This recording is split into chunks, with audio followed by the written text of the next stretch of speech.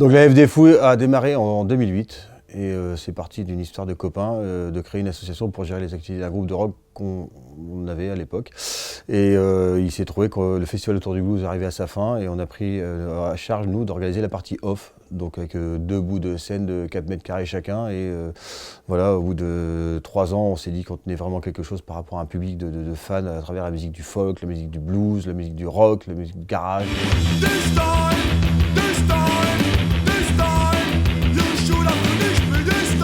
Cette gratuité, elle est de fait déjà, comment dire, un vrai parti pris. Voilà, on a réussi le tour de force de boucler un budget en étant gratuit. Mais ce qui était intéressant aussi, c'était de pouvoir voilà, rassembler les gens autour de cet événement qui était autour de la musique, mais aussi une ambiance de fête et un respect mutuel entre les jeunes générations, les anciennes générations, et tout le monde s'y retrouve au final. Et ce qui fait aussi la magie du Bionic Folk Blues Festival, c'est bon, le cadre.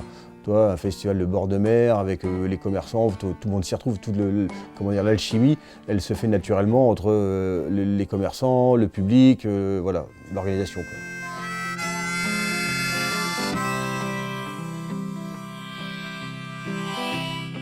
On essaie de résumer un maximum de genres et de trouver l'exception de chaque genre musical, que ce soit en folk, en rock, en blues.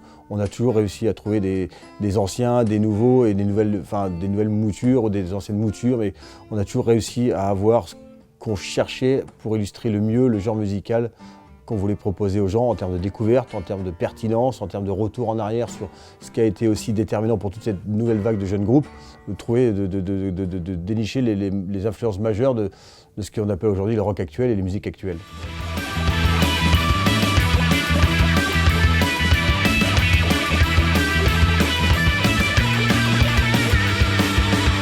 Il y a encore 10 ans, les Américains, quand ils arrivaient à Bionic, ils mettaient Bionic au niveau de Marseille.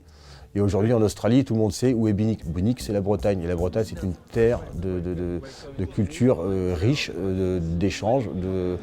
C'est des valeurs qui sont universelles en termes d'accueil, de solidarité, de communautarisme, mais pas dans le sens mauvais du terme.